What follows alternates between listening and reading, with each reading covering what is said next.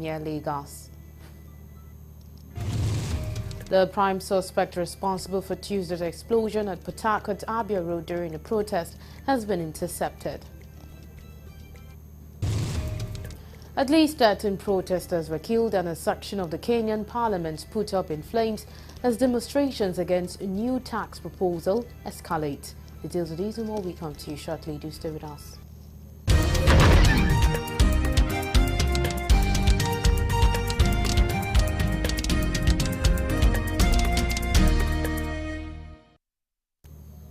And on the news in full.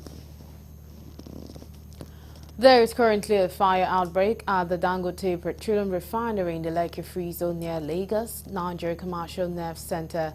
Workers are currently outside the section of the Dangote Refinery not affected about the fire incident. Our correspondent could not immediately ascertain the cause of the inferno, which is currently raging.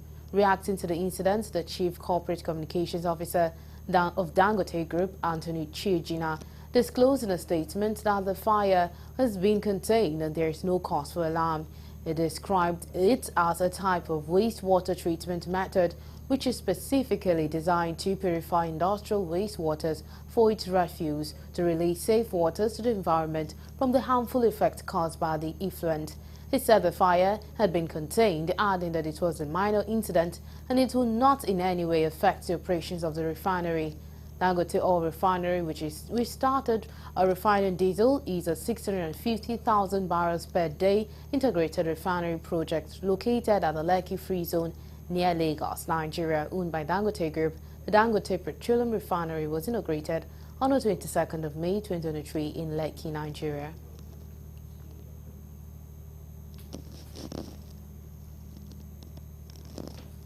The prime suspect in a Tuesday's explosion, which went off in a bag around the presidential hotel access of the Port Harcourt Abia Road during the protest by low list of the FCT Minister Nyesom Wike, has been found and undergoing treatment at the intensive care unit of the Rivers State University Teaching Hospital under tight security by the police. The manhunt for the suspects was intensified by the police and other security agencies before he was located, where he was receiving treatment after lying to the doctors on duty of the cause of the injury sustained. Narrating how the suspect was found, the Rivers State Commissioner for Health, Dr. Adeze Ore, said doctors from the Rivers State Hospital raised the alarm after he came in for treatment. So when a young man was brought to the Rivers State University Teaching Hospital with alleged injuries sustained during what was said to be a road traffic accident, the medical personnel that were on hand to examine him and offer medical care were on alert and immediately recognized that the injuries that were seen on this individual were not in tandem with a road traffic accident and rather resembled injuries that would have come from blast.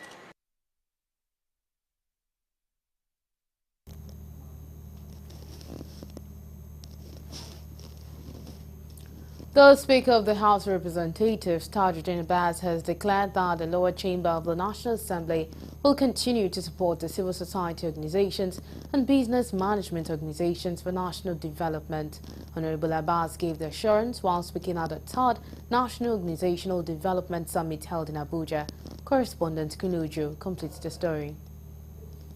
While commending the critical roles of the civil society organizations and business management organizations in the country, the Speaker of the House of Representatives, Honorable Tajuddin Abbas, noted that they serve as architects of positive change, advocates of inclusive growth, and voices for the voiceless in the society. The Speaker, who was represented at the summit by the Chairman, House Committee on Non-Governmental Organizations, Honorable Victor Obuzo, assured that the House of Representatives is committed to supporting the work of CSOs and BMOs who recognize the critical role they play in achieving the national development goals. Civil society organizations serve as the lifeblood of our democracy, acting as crucial bridges between the government and the people. They are essential in fostering citizen participation, promoting human rights, and advancing social justice. In their separate remarks, the Executive Director, Spaces for Change, Victoria Ibezim Ohiari, and Acting Director, Peace and Democratic Governance Office, USAID Nigeria, Alima Abubakar, harped on the need for CSOs and BMOs to clearly understand their roles in the country, adding that the U.S. Development Agency has supported about 230 civil groups in their work across Nigeria in the past 4 years. Concept, how our organization is structured, how strong are our systems, how strong have we become, how are we influencing social change meaningfully, constructively, and documenting some of those wins and gaps, as it were, if they exist. Have the resources, the capacities, and the autonomy to drive change from within our own communities. By deepening our commitment to localization, we can foster greater ownership, accountability, and sustainability in our development efforts. The collective commitment to fostering a robust and adaptive civil society. And I truly look forward to the insightful exchanges that we'll have, the innovative ideas that will come out of it, and the collaborative spirit. The summit aims to reflect on the evolution of civil society in West Africa and its roles in addressing issues such as democratic decline, coup d'etat, and strengthening civil space. From Abuja, Kunle Ojo, Galaxy TV.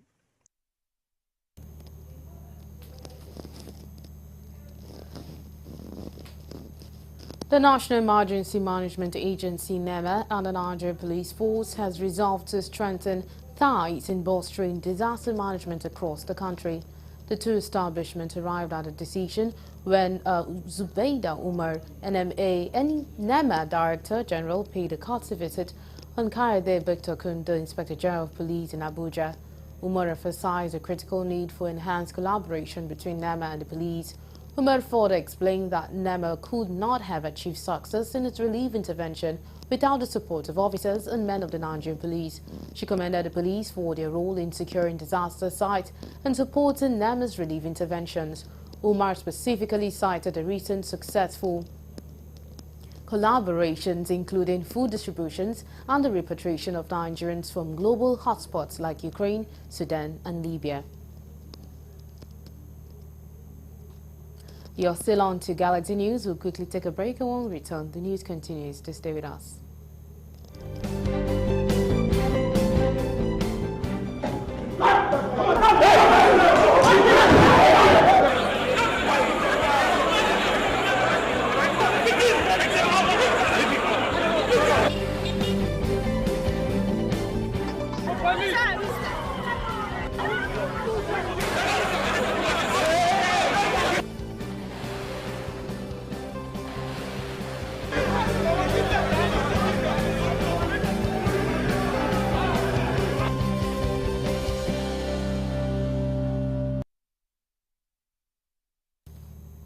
We're glad to have you back. Now, for more updates and latest news, please visit our website www.galaxytvonline.com. Connect with us on our X handle at Galaxy TV. Subscribe to our YouTube channel, youtube.com/GalaxyTVNews. You can follow and interact with us on our Facebook page, facebook.com/GalaxyTV. Don't forget to follow and tag us on our Instagram page at Galaxy TV. You can also avail our eyewitness feature via WhatsApp. If you have breaking news around you, simply share a story by sending short clips or videos of the news on 018-666-669. Our social media platforms are user-friendly and can always accommodate your live updates and comments. The Minister of Education, Professor Tahir Mamman, and the Minister of State for Education, Dr. Tahir, are currently in a closed-door meeting with the leadership of the Academic Staff Union of Universities, ASU team, was led by its national president, Professor Emmanuel Usudike. Speaking earlier, the Minister of Education, Professor Tahir Mamman, said officials of the ministry were about having a meeting before the arrival of ASU team. He stated that the federal government was aware of the numerous challenges facing tertiary education in the country. He disclosed that these informed various measures initiated by the ministry, adding that the meeting with the leadership of ASU would go a long way to address some of the challenges. On his part, the national president of ASU, Professor Emmanuel Usudike, thanks the minister for the opportunity, adding that the union had on several occasions raised alarm over a spate of challenges facing university education in Nigeria. He expressed optimism that the meeting would come up with concrete decision that would nip the planned nationwide strike by the union. And the meeting is currently at closed-door session.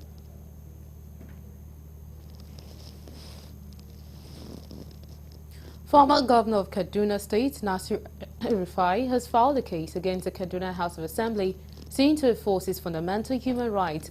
The suit alleges that he was denied a fair hearing during the investigation by the House of Assembly into alleged misuse of public funds and money laundering during his tenure as governor from 2015 to 2023.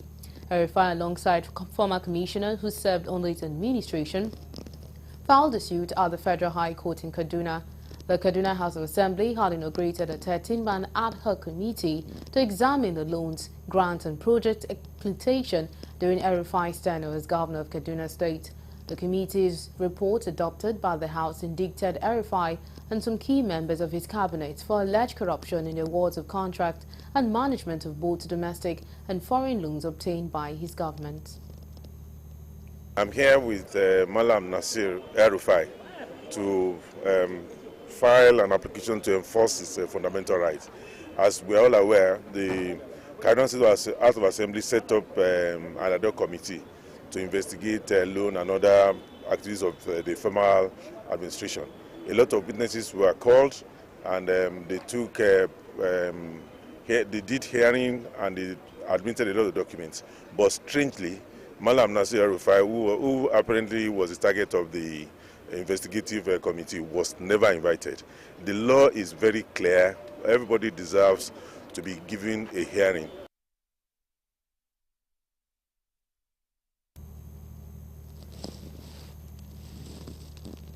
Justice Obiora Igwetu of the Federal High Court in Abuja has struck out a suit seeking to prohibit Barrister Atu Ighodalo from being presented as the governorship candidate of the People's Democratic Party (PDP) for the forthcoming Edo State governorship election. The judge threw out the suit instituted by an aggrieved PDP governorship aspirant Anslem Ejozu on the ground that the case was premature at the time it was filed on March 6th. Delivering judgment on the suit on Wednesday, Justice Igwetu held that the plaintiff, Anslem, failed to explore the mandatory internal mechanism of PDP to ventilate his anger before rushing to court. Justice Igwetu agreed with lead counsel to Ighodalo that it was wrong and a breach of PDP mandatory rule on the part of Ejozu to have sidelined the appeal panel of PDP in the resolution of his dispute before filing the case. Ejozu had sued Ighodalo, PDP, and the Independent National Electoral Commission, INEC, praying for an order cancelling the February 22nd primary election that produced Ighodalo as the PDP's gubernatorial candidate.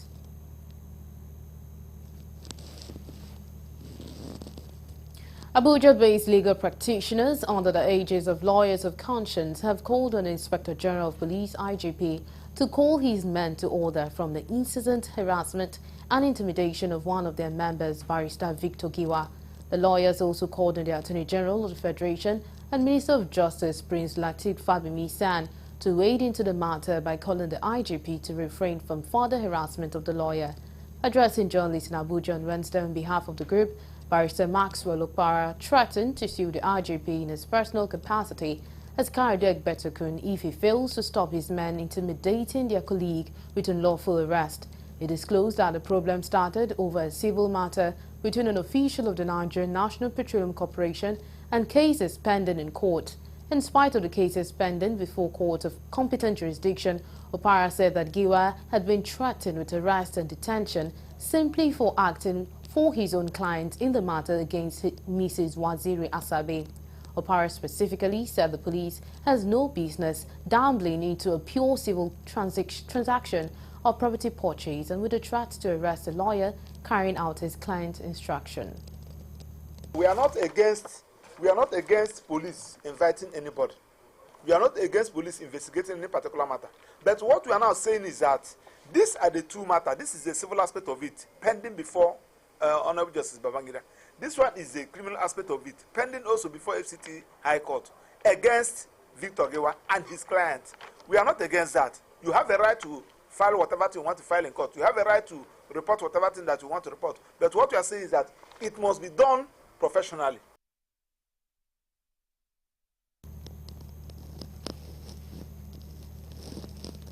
Rivers State Governor Siminalayi Fubara has advised politicians to shun politics of bitterness and anything that will undermine peace and economic growth of the state. Governor Fubara gave the advice when he received a delegation of members of the House of Representatives Committee on Port and Harbour led by its chairman, Honorable Nnolim Nnaji. The delegation was in Rivers State on an oversight and familiarization tour of the Onne Seaport and Bonny channels, which are under preview. Speaking at the Government House Executive Council chambers, the Rivers State Governor said politicians should think about positive growth in the state and not to bring it down. On his part, the Chairman House Committee on Port and Harbour, Honorable Nnolim Nnaji, said the visit is in line with the economic importance of the state to the nation. The progress that was supposed to come to this state because of bitter politics was stopped. That is why our ports are moribund today. Today, after another 8 years, which this other person suffered, we have entered another one. It is normal, if you love this state, to support everything that will bring progress and development to the state. It's not about who is sitting here today. It's about the state. Considering how important Rivers State is to the economy of Nigeria, we decided that Rivers State will be one of our first port of call, and also use the opportunity to encourage the state to support the ports, the program on ports, because we believe that the economy of the program of ports, especially with the new development with the new program on blue economy that we're looking at, that will trickle a lot of trillions of dollars.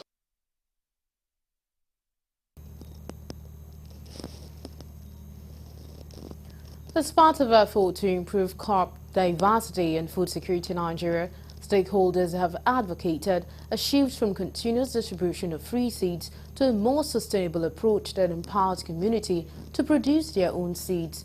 They made this advocacy at a roundtable meeting with humanitarian actors and other relevant stakeholders in seed system and food security to promote sustainable local seed system held in Abuja on Wednesday. They said long food security and agricultural sustainability will be achieved if every community produces seeds on their own. They advocated farmers' collaboration with breeders and humanitarian actors to strengthen local seed system, enhance agricultural resistance, and reduce market disruption, created dependency among farmers, and introduce sustainable crop variety. According to them, shifting from free seed distribution will help to empower local farmers and the organizations to produce, test, and disseminate diverse and adaptable seed variety, fostering a sustainable and resilient agricultural system.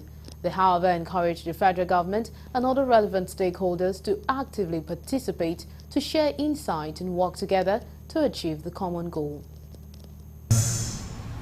Duly observed, we know there are things that are valuable on the farm that can help the farmers is seed, because it accounts for 50% of the farm investment.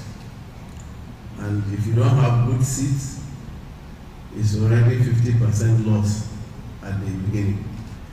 The meeting today is critical as we are advocating a shift from the continuous free distribution to basically trying first to test to see if the particular varieties that we are recommending would be suitable for the particular areas that those communities are living in. And I'll move over to the foreign desk for more news.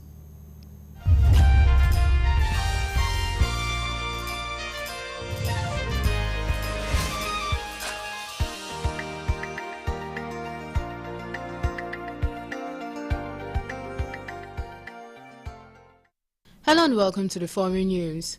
At least 13 protesters were killed during protests in Kenya, doctors say, and a section of parliament went up in flames as demonstrations against new tax proposal escalated.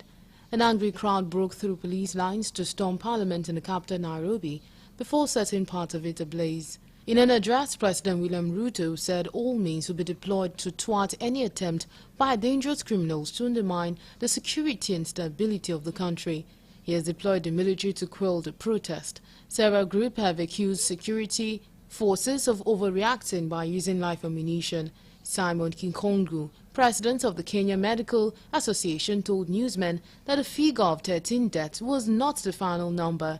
There have also been unverified social media reports of dozens of people being shot dead by security officers overnight, as well as reports of deaths in other areas around the country where there were protests.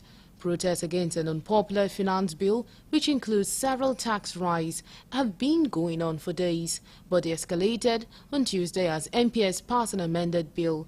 Protesters broke into Parliament, vandalizing the interior and setting parts of the complex on fire. The ceremonial mace, symbolizing the authority of the legislature, was stolen. Police then opened fire with live ammunition, according to the Kenya Medical Association. The protests have largely been organized by young people through social media. President Ruto pledged a tough response to what he called the violence and anarchy. On Wednesday morning, Speaker of Parliament Moses Wetangula praised young people for leading the discourse on the finance bill and the state of the economy. He, however, said that violence, disrespect and wanton destruction of property and blatant attack on public institutions shall not be condoned.